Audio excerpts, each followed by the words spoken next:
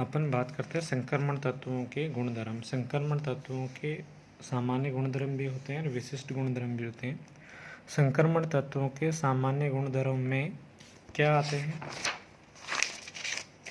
परमाणु त्रिज्या आती है, घनत्व आता है, गलनांक क्वथनांक आता है। और संक्रमण तत्वों के विशिष्ट गुणधर्म में क्या आएगा? संक्रमण तत्वों के जो विशिष्ट गुणधर्म ये और ज़्यादा महत्वपूर्ण होते हैं, इसमें आता है परिवर्तनशील ऑक्सीकरण अवस्था पहला। दूसरा विशिष्ट गुणधर्म होता है चुंबकीय गुणधर्म। चुंबकीय गुणधर्म में अपन पढ़ते हैं अनुचुंबकीय गुणधर्म, प्रतिचुंबकीय गुणधर्म, लोह चुंबकीय गुणधर्म। और एक होता है रंग प्रदर्शित करना, जिसमें अपन रंगीन और रंगीन दोनों पढ़ते हैं। एक होता है संक्रमण तत्व के द्वारा संकुलों का निर्माण करना, क्यों करते हैं। एक होता है अंतराकाशीय यौगिकों का निर्माण करना। तो इसी प्रकार अपन पहला पढ़ते हैं संक्रमण तत्वों की परिवर्तनशील ऑक्सीकरण अवस्था क्यों प्रदर्शित करते हैं। तो संक्रमण तत्व परिवर्तनशील ऑक्सीकरण अवस्था क्यों प्रदर्शित करते हैं? क्योंकि इन तत्वों या धातुओं में NS व N-1D कक्षकों की ऊर्जा लगभग समान होती है, इसलिए दोनों कक्षकों के इलेक्ट्रॉन क्रिया में भाग लेते हैं, इसलिए ये परिवर्तनशील ऑक्सीकरण अवस्था दर्शाते हैं। क्योंकि NS व N-1 कक्षक की जो ऊर्जा लगभग समान होती है, तो दोनों में इलेक्ट्रॉन एक्सचेंज होते हैं। NS से इलेक्ट्रॉन किस में चले जाते हैं? N-1D में। तो इसलिए ये परिवर्तनशील ऑक्सीकरण अवस्था प्रदर्शित करते हैं। इन तत्वों की उच्चतम ऑक्सीकरण अवस्था N+2 सूत्र द्वारा ज्ञात कर सकते हैं, जहां पर N है N-1D कक्षकों में अयुग्मित इलेक्ट्रॉन की संख्या। अब जितने ज़्यादा अयुग्मित इलेक्ट्रॉन होंगे वो उतना ही अधिक उच्चतर ऑक्सीकरण अवस्था प्रदर्शित करेगा। जैसे अपन बात करें मैग्नीज, तो मैग्नीज उच्चतम ऑक्सीकरण अवस्था कैसे ज्ञात करोगे? N+2 द्वारा। तो N+2, अब यहाँ पे मैग्नीज में अयुग्मित इलेक्ट्रॉन की संख्या कितनी होगी? 5। तो 5 + 2 कितने हो जाएंगे? 7। तो +2 से लेके +3 +4 +5 +6 +7, उच्चतम ऑक्सीकरण अवस्था कितनी? +7। संक्रमण तत्वों की जो सामान्य ऑक्सीकरण अवस्था होती है +2,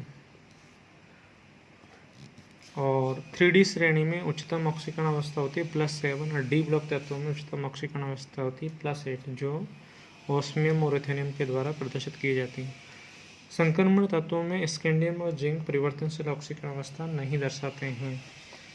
इसके बाद अपन बात करते हैं चुंबकीय गुणधर्म। चुंबकीय गुणधर्म में अपन पहले पदार्थ 2 प्रकार के चुंबकीय गुणधर्म दर्शाते हैं। पहला है अनुचुंबकीय गुणधर्म। अनुचुंबकीय गुणधर्म संक्रमण धातु व आयन में जो D कक्षक में अयुग्मित इलेक्ट्रॉन उपस्थित होंगे तो वह अनुचुंबकीय गुणधर्म प्रदर्शित कर देगा।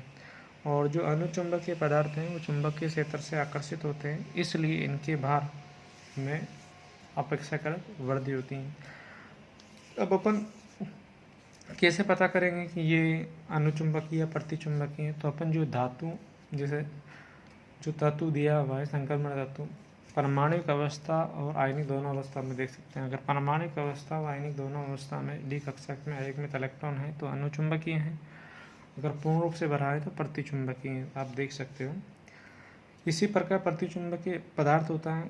तो प्रतिचुंबकीय ऐसे पदार्थ जिसमें सभी इलेक्ट्रॉन क्या होंगे? युग्मित होंगे, तो प्रतिचुंबकीय कहलाते हैं। ऐसे पदार्थ चुंबकीय क्षेत्र में प्रतिकर्षित होते हैं, इसलिए इनके भार में क्या आती है? कमी आती है। अब जैसे जिनके इलेक्ट्रॉनिक विन्यास लिखोगे आप तो D0 या D10 होगी, तो वो क्या होंगे? प्रतिचुंबकीय होंगे। अब D1 D2 D3 D4 D5 D6 D7 D8 D9 तक सब में अयुग्मित इलेक्ट्रॉन है, इसलिए अनुचुंबकीय होते हैं। उसके बाद अपन बात करें चुंबकीय आघूर्ण। अब चुंबकीय आघूर्ण अयुग्मित इलेक्ट्रॉन आवेश तथा चक्रण गति के कारण चुंबकीय गुण दर्शाता है, जिसे चुंबकीय आघूर्ण द्वारा प्रदर्शित किया जाता है। चुंबकीय आघूर्ण निकालने का फॉर्मूला है mu equal to √n into n+2 Bohr magneton. तो इसी प्रकार आप संक्रमण तत्वों में जो डी ब्लॉक तत्व हैं उनका चुंबकीय आघूर्ण आप निकाल सकते हो, क्योंकि आपको यहाँ पे n निकालना पड़ेगा। n आप परमाणु अवस्था इन अवस्था में निकाल सकते हो। इसके बाद करें अपन रंग, यानी संक्रमण तत्व। आपसे क्वेश्चन पूछा जाता है संक्रमण तत्व रंग क्यों प्रदर्शित करते हैं। संक्रमण तत्व रंग इसलिए प्रदर्शित करते हैं क्योंकि जब इनके आप इलेक्ट्रॉनिक विन्यास लिखोगे परमाणु या आयन में, तो डी कक्षकों में अगर अयुग्मित इलेक्ट्रॉन उपस्थित होंगे तो वो डी संक्रमण के द्वारा रंग प्रदर्शित करता है। अब जिसमें डी कक्षक में अयुग्मित इलेक्ट्रॉन नहीं होता, पूर्ण रूप से भरा होता है, तो वो रंग प्रदर्शित नहीं करता है, तो वो क्या होगा, रंगहीन होगा। तो लिखा हुआ है संक्रमण तत्वों के आयन व यौगिक जल में अयुग्मित इलेक्ट्रॉन के डी संक्रमण के कारण रंग प्रदर्शित करते हैं।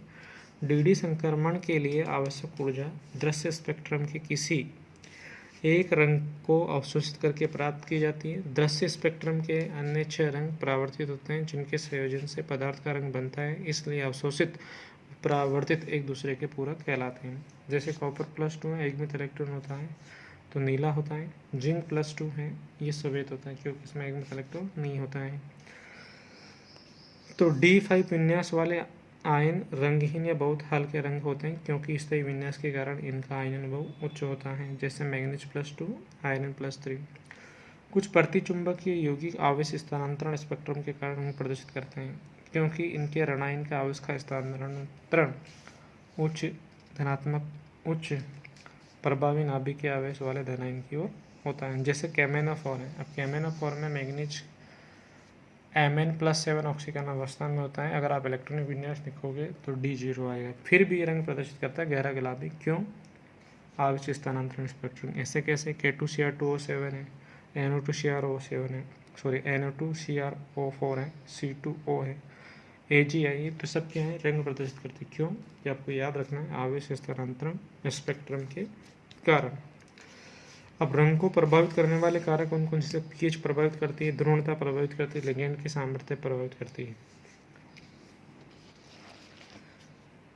अब संक्रमण तत्व संकुल यौगिकों का निर्माण क्यों करते हैं, क्यों, ये भी क्वेश्चन पूछा जाता है 2 मार्क्स में। तो कारण क्या लिखोगे, छोटा धनायन पर उच्च आवेश घनत्व होना चाहिए, और जो डी ब्लॉक संक्रमण तत्व है उसमें रिक्त डी कक्षकों की उपस्थिति होती है लोन पेयर ग्रहण करने के लिए, इसलिए संक्रमण तत्व हैं वो संकुल यौगिकों का निर्माण करते हैं।